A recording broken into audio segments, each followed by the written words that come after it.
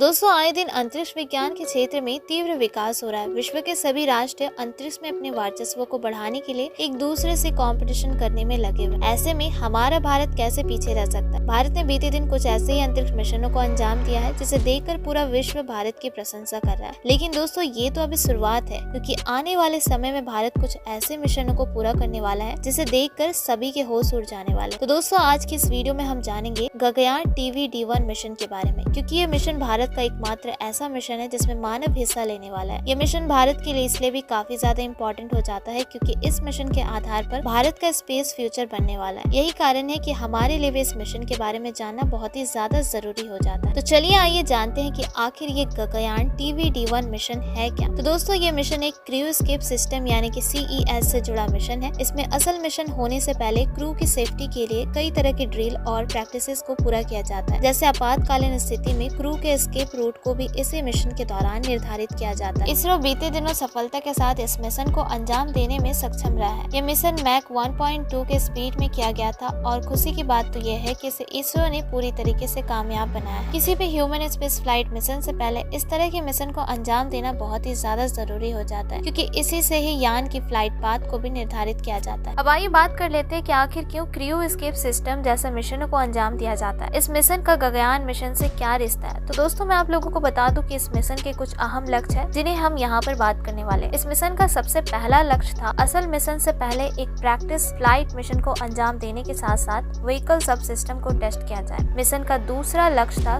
Crew escape system को निरीक्षण करना व कई तरह की फ्लाइट सेपरेशन सिस्टम को टेस्ट करना। इसकी वजह से आने वाले गगनयान मिशन पूरी तरीके से सफल हो पाए। इसके अलावा मिशन का तीसरा लक्ष्य था क्रू मॉड्यूल के हर एक फीचर को टेस्ट करने के साथ ही साथ यान की गति को कम करने वाले सिस्टम को हाई एल्टीट्यूड में सही तरीके से इस्तेमाल करने लायक बनाना। इसके अलावा इस मॉड्यूल को मिशन के बाद रिकवर करने का भी लक्ष्य इसरो ने अपने ऑब्जेक्टिव सिस्टम में शामिल करवाया था। ये मिशन अपने आप में एक बहुत ही खास मिशन है। इसे मैक 1.2 के तेज तरार रफ्तार में अंजाम दिया गया। साथ ही साथ अधिक जानकारी के लिए मैं आप लोगों को बता दूं कि इसे पृथ्वी के सतह से लगभग 11.7 किलोमीटर की ऊंचाई पर अंजाम दिया गया है। इसकी फ्लाइट पाथ का कोण लगभग 60 डिग्री का है और मिशन के दौरान इसका डायनेमिक प्रेशर 22.6 kPa था। दोस्तों, इस मिशन में काफी छोटी छोटी बारीकियों का काफी ध्यान रखा गया है। यान में लगे क्रू मॉड्यूल के सेपरेशन के दौरान इसकी गति लगभग मैक 0.5 की थी और इसकी एल्टीट्यूड लगभग 7 किलोमीटर की थी। इस स्टेज में इसकी डायनेमिक प्रेशर 2 से 3 kPa था।